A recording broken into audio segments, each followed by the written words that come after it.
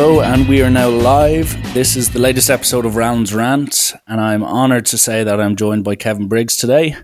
Kevin worked as a Californian highway patrol officer and was noted for his work in suicide intervention, having dissuaded more than 200 people from jumping off the Golden Gate Bridge into San Francisco Bay.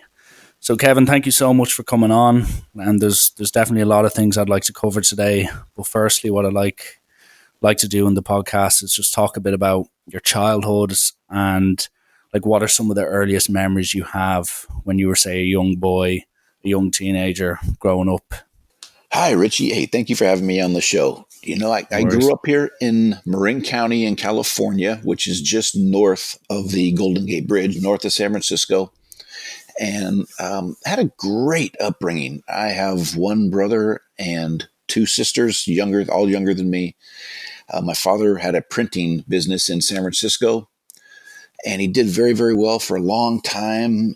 A great childhood. We went to parochial schools, and everything seemed to be going smooth. We would take our family vacations and go to places. It was a great childhood. I had a lot of friends and had friends that owned different ranches and farms, and we would hang out there because this is a more a rural area than a city area, so to speak. It's a suburb, but there's lots of land around here, and we're fairly close to the wine country and all that. So it's a beautiful area. I had a great childhood growing up, really did. And that's because of, you're surrounded by friends and family and people that love you. So it was good. Now, I probably could have studied a little harder in school, but couldn't we all? Yeah. It was really good.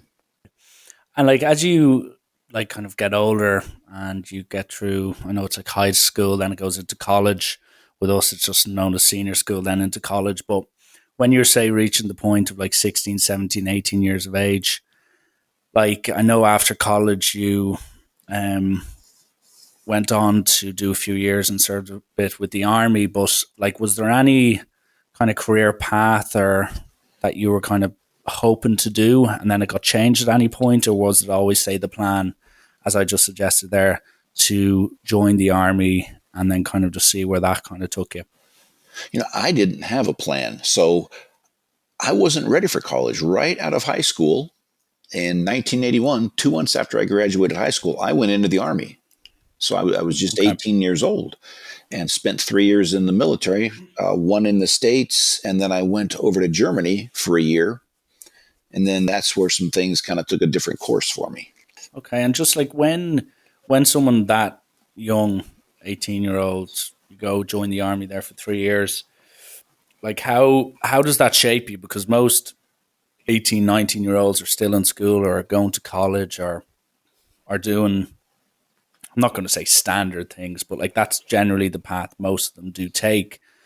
Like how does going from being in America for a year in the army, then going obviously to Europe to spend time there, like what type of lessons or impacts on your life could you take from that? Because obviously you didn't stay there for the rest of your life in the army, but that must have played a point or an impact in shaping who you actually wanted to become and ultimately what you wanted to do.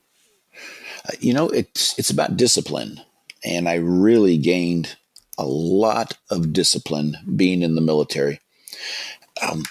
It's tough. It is not an easy life, as I'm sure you're aware. Folks who go in the military, if they spend their entire career in the military, boy, hats off to you, because it is difficult, and you're moving around all the time, and it takes a lot of discipline. So that's like the main thing that I got out of that was having that discipline. You have to get up early. You have a number of tasks you're going to complete. And this chain of command, always following this chain of command. And it really teaches you how to follow things. And, you learn a lot of life skills and a lot of life lessons. How I was in an area of mainly Caucasian people. But of course, in the military, you're getting everybody from everywhere. So you get exposed to that also, which is really, really cool. You learn a lot of different things about people and how they're growing up. And you meet people from all over the world. So there were some folks that I became very close with in the military that were from California, but also out in the Midwest and the East Coast. So it's this big salad bowl of a whole bunch of different types of people. And like, does that ultimately, when you look back on, say, your time in the army, you said there you learned stuff like the discipline. Also opened your eyes to whatever different beliefs, different ways of life, different outlooks on life, and all that. Like, did you look back on that and kind of said that was a positive time that definitely affected me in the right way? Was it a mix? Was it mainly a negative experience? How would you view that, say, in hindsight? In hindsight, it was good for me. Now, at that time in the military, there was still quite a bit of drinking going on and drugs and this and that. And being in the infantry, that had some portions, of that in there. But overall, I met wonderful people, and I wouldn't take it back. It was a very, very good experience for me. And like, is there any standout experiences from that time? Like, Kevin, any, was there ever any maybe close calls? Was there ever any experiences that really kind of had an impact, whether positive or negative, on you that you kind of revert back to in maybe future situations, or whether it was doing jobs or when you were an officer? Was there ever an experience there where you've really kind of held on to and just used as either valuable or, well, valuable experience later on down the line? There was not a war that was going on, so I was very blessed to not to have to go to battle from 1981 through 84, but just going through the different schools. I went through jump school where you jump out of the airplanes, of course. A lot of discipline involved in that because if you screw up, you're only going to mess up once, and that's the end of that. Yeah. I went to Panama, went through jungle warfare school, and you realized how difficult it is to go through a jungle and how much you need to push yourself. And you have people surrounding you that are helping you also. They're pushing you. I've never been in better shape than when I went through jungle school. You think it's all flat and swamps. It's not. Boy, it was very, very tough. But you see that, you have these huge obstacles ahead of you, but you can make it past it. If you just keep driving on, driving on, the only thing limiting you is really your mind. I could imagine, yeah. Because as you said, you're physically going to be tested and mentally tested every day, whether that's training or even the real life scenarios themselves. And that leads you on to, did you become, say, an officer straight after that? Did you go back to college after the few years with the army? What was the next step for you there, Kevin? Well, what happened was when I was in Germany in 1983, I was diagnosed with cancer, Okay. and that threw a big wrench into things. Testicular cancer, and I had my first operation in Frankfurt, and I was only 20 years old, Yeah. and then they shipped me back to San Francisco to Letterman Army Medical Center, where I had two more operations, and then several months of chemotherapy. So it was very, very difficult, as of course cancer is. The operations that cancer had spread up in my abdomen. So I went through these courses of chemotherapy, and luckily, that this type of cancer that I had was easily hit by the chemotherapy, so to speak. It was easily killed by this chemotherapy. And we know chemotherapy takes a toll on our Yeah. bodies. You lose your hair, you don't want to eat, I'm throwing up all the time, you get depressed. It takes a heavy, heavy toll on your body. But for me, and for what I was diagnosed with this embryonal cell carcinoma, the drugs that they were giving me really, really worked. So I went down to 135 pounds, but it did knock the hell out of the tumor. Mm. So I get done with that around March of 1984. And then I spent some time recuperating, recovering, getting some weight back. And then I worked with my father at his business in San Francisco, his printing business, for a while. But I found out I was not meant to be a printer. Yeah. It just wasn't me. Great for people who like it. It's nothing, I have nothing to say against it. We need it. Everything's printed on. Exactly. But Yeah. it just wasn't for me. So I applied with the state of California for corrections, and I was accepted. And I started working for the State Department of Corrections at Soledad State Prison down by Monterey for a year. And then I wanted to get back home up here to Marin County. And we have somewhat of a well-known prison here, San Quentin State Yeah. Prison. And I spent 2 years working there. And then one of the guys I was working with was going to try out for the California Highway Patrol. And I said, boy, I don't know. He kept bugging me to do it with him, but I don't know. They look pretty squared away. Boy, I don't Mm. know if I could do this. But I went with him. We applied. We went through it. I graduated, and he didn't. So I thank him for getting me into it. But that's how I got into the highway patrol.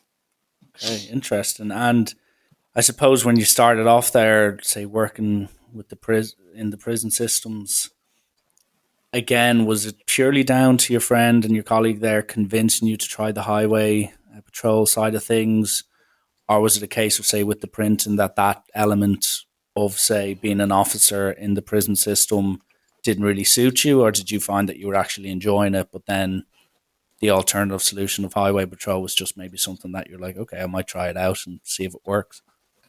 I enjoyed working in the prison system, and I thank them very much for allowing me and having me and providing me with work. But it is a tough job, and correctional officers aren't recognized enough, probably worldwide, for what they do. It is a very tough job to try to manage. A lot of these folks are unmanageable. It's very, very tough and dangerous. Um, I just didn't have at that point enough faith in myself to see if I could do something else. But once I really tried it and I applied it, I said, no matter what, in our academy, in the Highway Patrol Academy, it's a live-in academy, so you have to stay there. But generally, if you don't mess up, you get off and go home on weekends.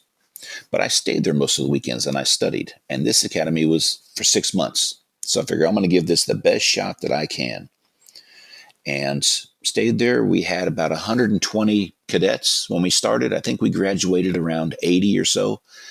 And I studied and studied and studied, worked my butt off, and I graduated fourth. So I was very humbled and blessed to be able to go through that. Yeah, no, I can imagine it's an all kind of immersive experience when you completely involve yourself in such a thing. And as you were saying there, on weekends you stayed and studied, and I'm sure you built up strong relationships with people who worked there, people who worked alongside you, because you go through all the highs and lows like everyone else would, whether it's due to work related, family related, whatever. But basically, it builds up that trust and that friendship, and that ultimately the wanting to do well in the position you're in. And was it very much a case that once you did your time there, became settled in as an officer, like did you always then just go straight into like patrolling highways? Were you like first and foremost just put near, say, the Golden Gate Bridge? Was it another area? How did it basically all kind of fall into place that you eventually down the road find yourself, becoming that guy who was ultimately talking to people who were thinking of, ending their lives? When I graduated from the Highway Patrol Academy, they tell you where you're going to go from the academy. And then based on your seniority, you can get out of there and kind of go where you want within California once you have seniority. But I was assigned to Hayward, California, which many people have heard of Oakland, across from San Francisco. Yeah. I was just south of that. So about 50 miles from Marin County. Now, Marin County is far different than where Oakland is. It's just a whole different environment. And I had never hardly been over in that area. A lot of nice people, a lot of wonderful people, but there's a number of gangs and a lot of violence and shootings and things. So it was a whole different environment that I had never ever seen before. So I started working there as a road officer, working the beats, and with the highway patrol, we handle what folks refer to as the freeway, but we also handle unincorporated areas. So anywhere where there's towns and things that do not have a local police department. So we handle that also. So I worked there for a good 4 years before I was able to get back to Marin County, where I'm from, and start working in Marin. And that's when I started working on the Golden Gate Bridge. Okay. So, like, as you were saying there, you're in a unfamiliar territory. And like I haven't been to Haywood where you mentioned there. I have been to Oakland myself when I was in San Francisco, so I'd know kind of the layout and stuff like that. But with regards to say when you transfer back after your several years, was the Golden Gate Bridge, like I know now it's much more publicized with media and stuff like that, that it ultimately became a tool for and like a venue or a place for people to go and consider taking their own life, or else in some cases taking their lives. Like, was that very much the sole focus of the bridge at that point, or was it very much a mix of crime, accidents with vehicles, or were you going in there thinking, okay, I'm going to mostly be dealing with people who are standing on the edge, and I'm going to have to come to terms with that pretty quickly? I had no idea the number of people who came to the bridge who were contemplating suicide. And I lived in Marin. Marin connects to San Francisco via that Golden Gate Bridge. Been over it hundreds of times, if not more. I had no idea, and I didn't have training in this. So I went in without knowing what I was stepping into, that's for sure. I didn't have training in how to confront someone who was actively suicidal. I didn't know what to say, how to act, what to do. Um, it was very, very strange. So it was difficult for a while until I wanted to do good. I wanted to work down there to look in someone's eyes who is standing over this 4-foot pedestrian rail and to look in their eyes and see, man, they just can't take it anymore. They're tired of living. They can't see tomorrow. But there's also this, they want to live. I can see it. There's a ray of hope in their eyes, but they can't see how. And they're just tired. They just can't take it anymore. No, I couldn't. As I said, like I was in San Francisco for 5, 6, 7 days myself, and at one stage crossed the Golden Gate Bridge, and like it was so misty that day that you couldn't even see the water below you. You're that high up. But with regards to that, like when you were dealing with someone quite literally on the edge of taking their own life, and as you said, you hadn't really had the training or exposure. Like, was there anything you were told to do? Was it very much a learning process through trial and error? And obviously, in this particular instance, the stakes are much higher than 99% of what other jobs would consist of. Or was it very much a case that you had to do research yourself and find out what was the best way to get through to these people? At that time, way back then in 94 and around that range, it was, you learned it on the job, which was not the right thing to do, not for this particular set of circumstances. But after that one time, and mind you, we just had one officer working on that bridge and around that area. So you didn't have a lot of help. But after that, I would talk to some senior officers and talk to some Golden Gate Bridge personnel to try to get a clue of what to say and what not to say. And I started doing some research, and it was tough back then to find things. But every single time I would talk to someone, whether that be in the parking lot, if they were writing a note, or anybody that was deemed to be suicidal, I would ask them, what could I do that would have been better? Especially when they're over the rail. What did I say that helped? And what did I say that hurt this situation that wasn't so good? So I learned, and I would average 4 to 6 cases like this a month. So I did that for years, and I learned a tremendous amount. But I know there's a lot of hurt and a lot of pain in this world, and we're still, and suicide in America is up like 1.4% or so. Murder rate here is down a little bit. The traffic accident fatalities are down, but the suicides are still going up. So we have a lot of work to do. No, no doubt, no doubt. And you kind of mentioned it there a little bit where you had to talk to these people and take note of what worked and what didn't work. And I'm sure now you have an array of knowledge of, like, I'm sure in every case it's different, whether the individual based on circumstance, age, gender, like whether they were wealthy or not. There's so many different factors that are coming into it.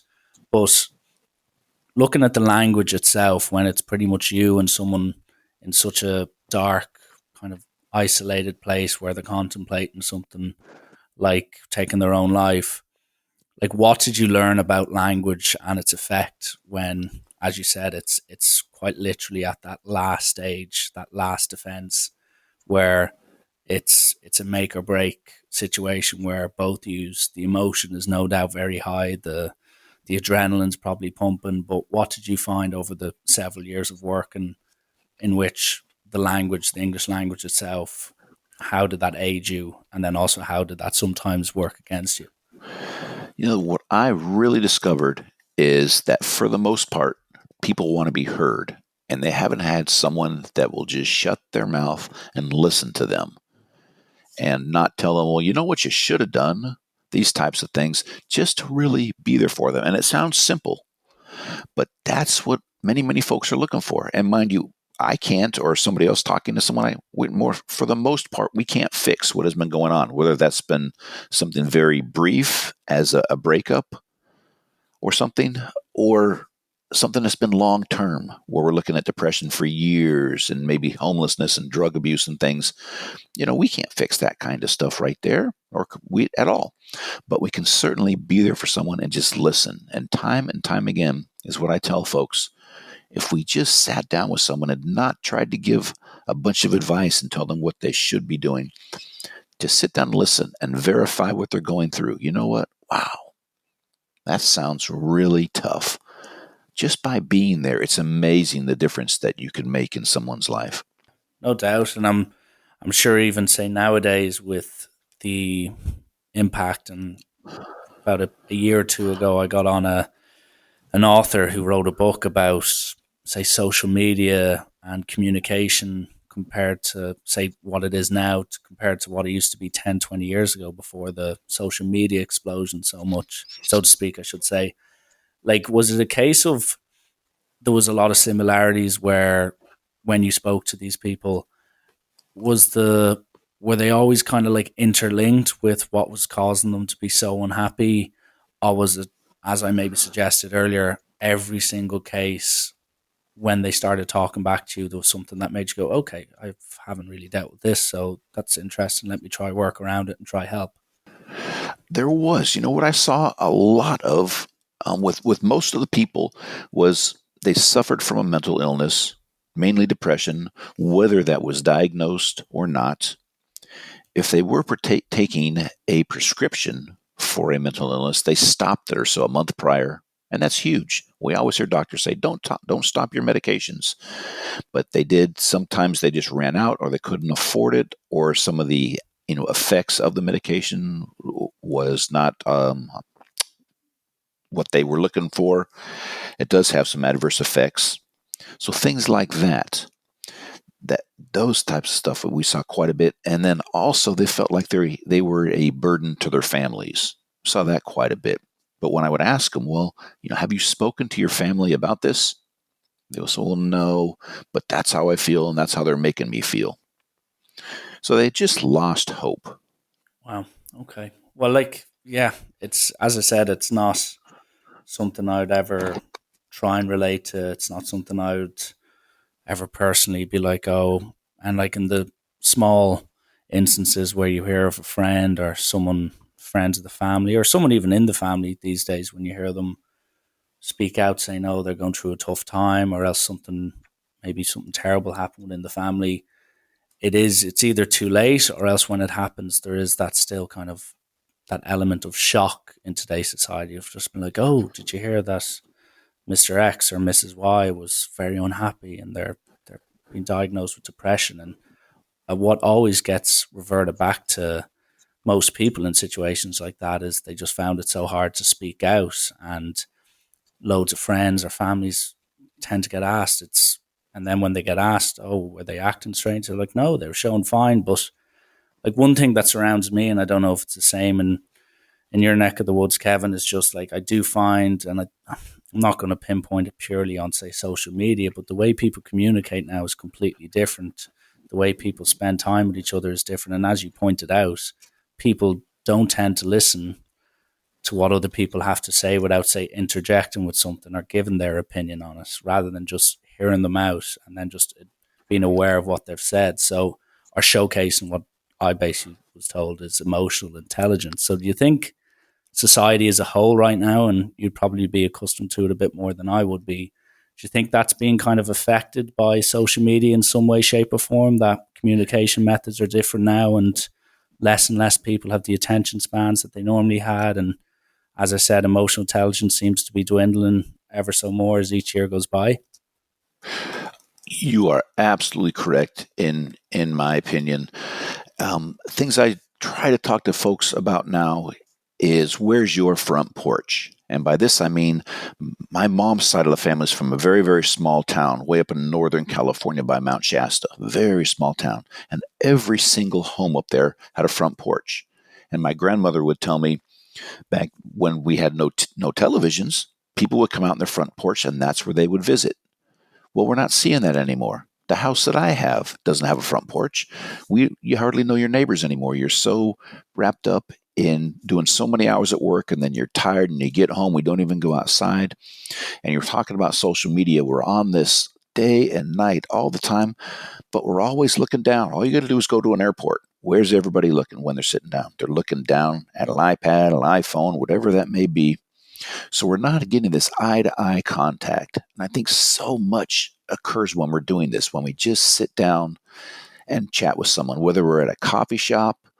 And I say that's why women live longer many, many times, is because they do get together. They go out for coffee and they chat. And it's not just about what's going wrong or bad in their lives. It's about the good stuff. And they laugh and they smile. So you're exactly right with that we need to get back to some eye-to-eye communications. That is so important. So I ask people when I'm saying that, where's your front porch? It doesn't need to be a front porch, but where's your front porch where you can have that communication?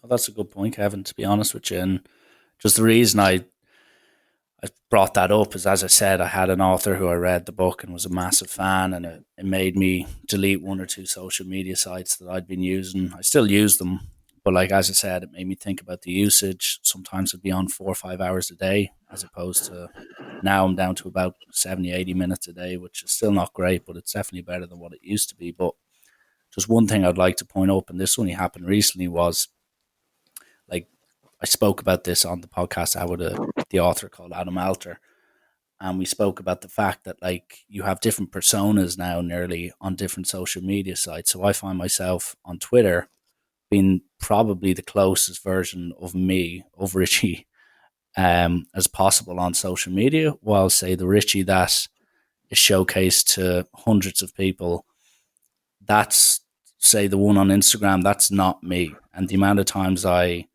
look back at a post or a comment or a story or whatever, I just think, I'm like, what? This is, if this was me in front of my friends or my family, I wouldn't say this. I wouldn't do this.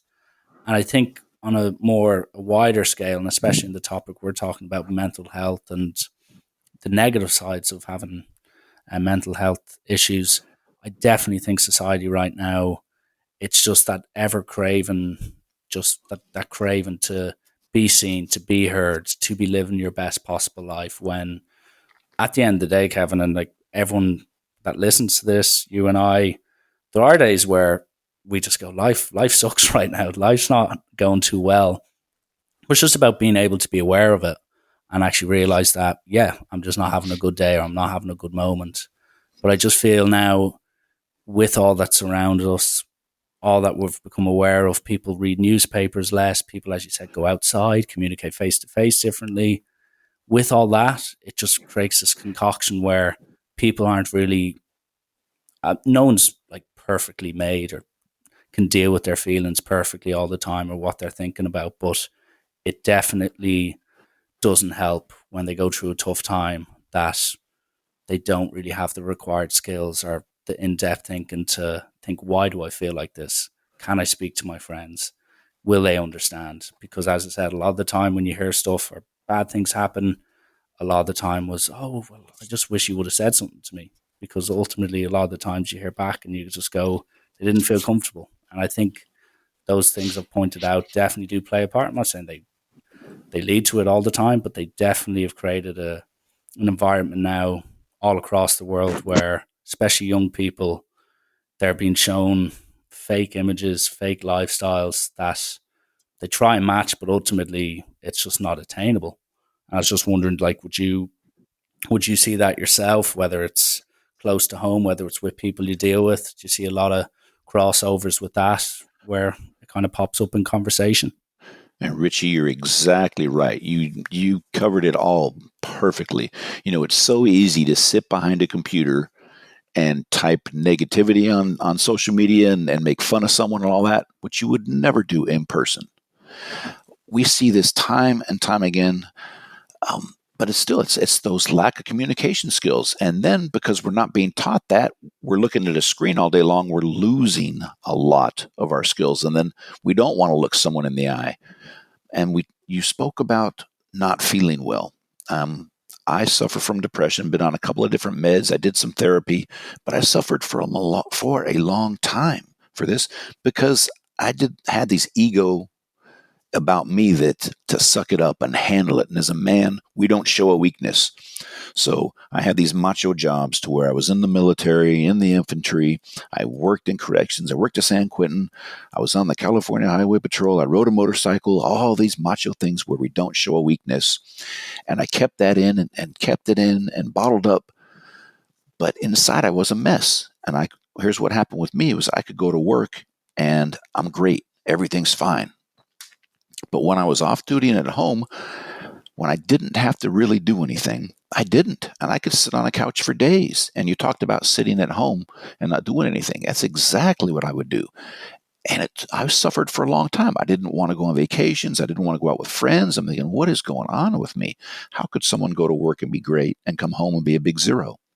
So I finally was tested for it, and there it was. I suffered from depression based on a lot of environmental factors growing up, not through my childhood, but after my childhood with the cancer and a divorce and the heart issues and a number of things. But until I decided, you know what, I got to get my act together here. I want a higher quality of life. And I thought, boy, if I come out and say something, I may lose my job. I may lose friends. None of that happened. None of that happened. Your friends are going to say, you know what? I'm glad you said something. I'm glad you're still here. What can I do to support you? And that's the big thing is, as men, we don't come out and say much. We really don't. We keep it all bottled in. So that's a big one. Come out and tell your doctor, get some help, find out what's going on. If you need meds, go on the meds. If you don't, phenomenal. I hope you don't.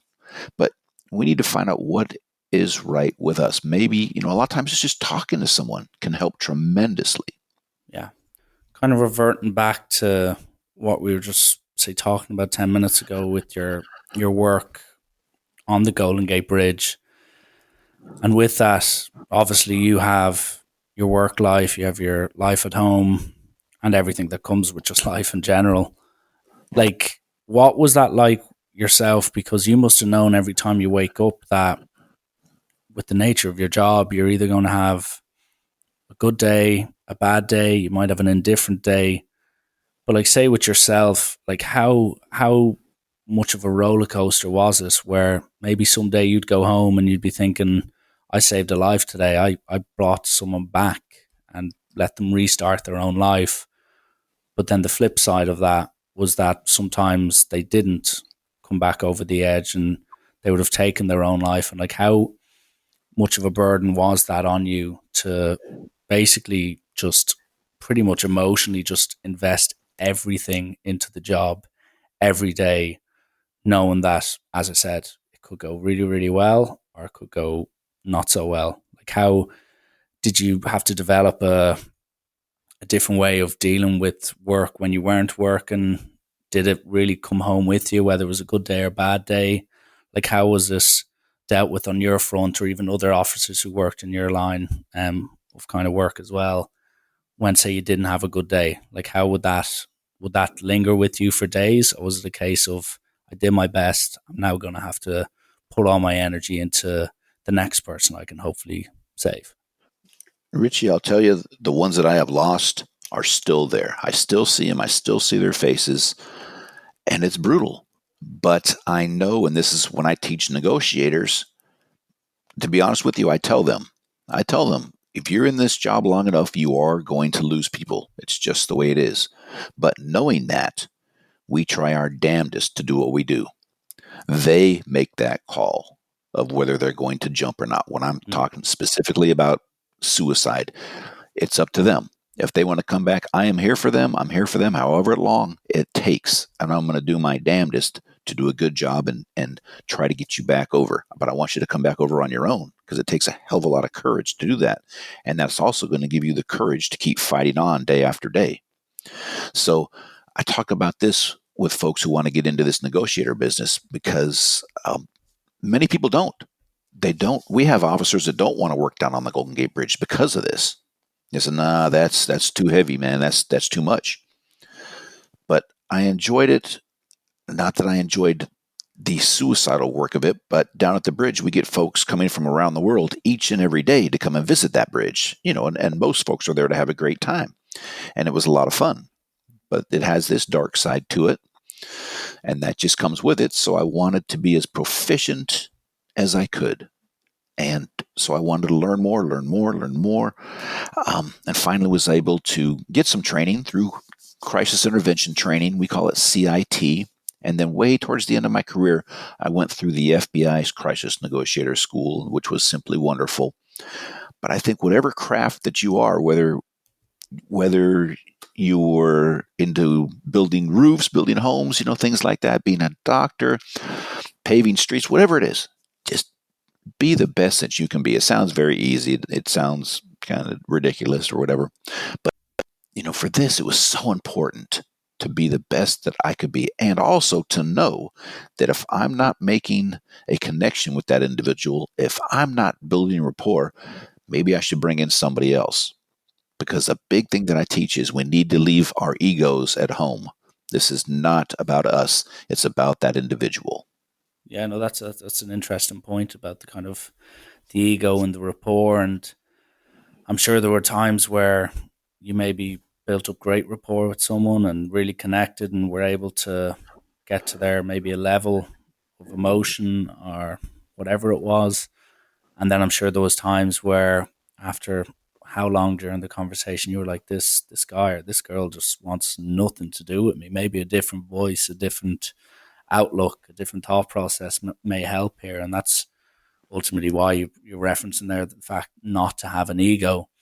And like, was there instances? Well, I'm sure there probably were, but just to be sure on it, was there instances where you kind of had to step away and bring in another officer, or was there times where you were kind of second in command and during the conversation, and then another officer kind of looked at you and said, "Listen, Kevin, I'm out of options here. I think we're going to have to try roll the dice with yourself."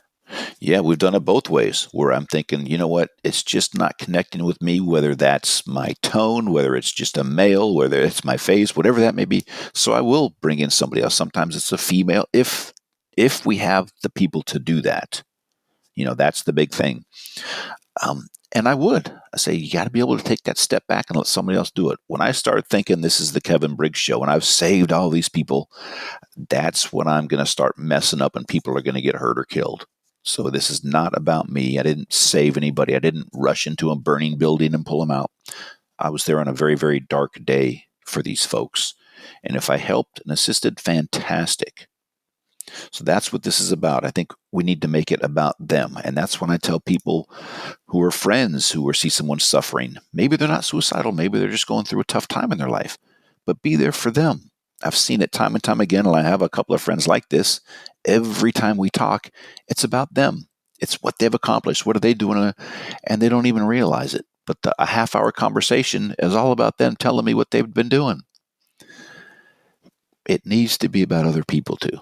And especially if it turns into where someone is really, really stressed or going through a very tough time, whether that's going through cancer or a divorce or something like that, quit making it about us. Make it about them. And how can you be there to support them?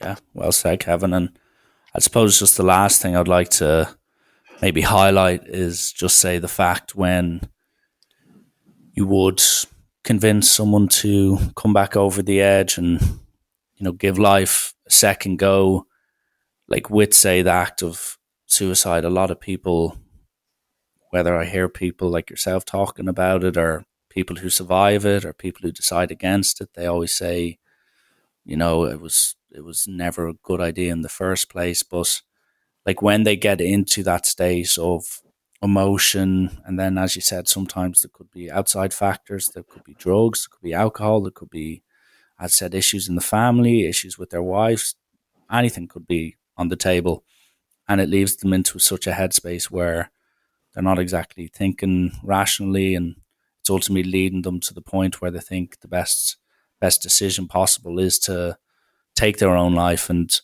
Like I've known a few of my friends who have thankfully spoke out about it, and once or twice they may consider doing that. I can never say on my end that I have. To be fair, once or twice I've maybe thought about it, but not ever even considered doing it. As I said, some of my friends have, and thankfully they had the trust to speak out about it. But say when you had someone who came back over the edge, and I've heard people say, I wanted to restart my life again, I wanted to give it a second chance. Like, what were some of the initial thoughts of that person? Or if, I'm sure in some cases someone would have come back to you months down the line. They might have completely changed their outlook on life, maybe got a new job, started families. Like, what did they always come back to you and say, apart from obviously thank you? And I'm sure they would have given you a hug and a kiss. But like, what were some of the main feedbacks or the main things you took from people who decided not to take their life on that particular day? Richie, I'll tell you the biggest thing that I saw with folks, and I want to tell you, I don't follow up with them after the fact because I don't want to be a trigger, sight, sound, smell, anything like that. I want them to get past this day and hopefully even forget it if they can. Mm-hmm. But the biggest thing that I saw with folks is thank you for just listening.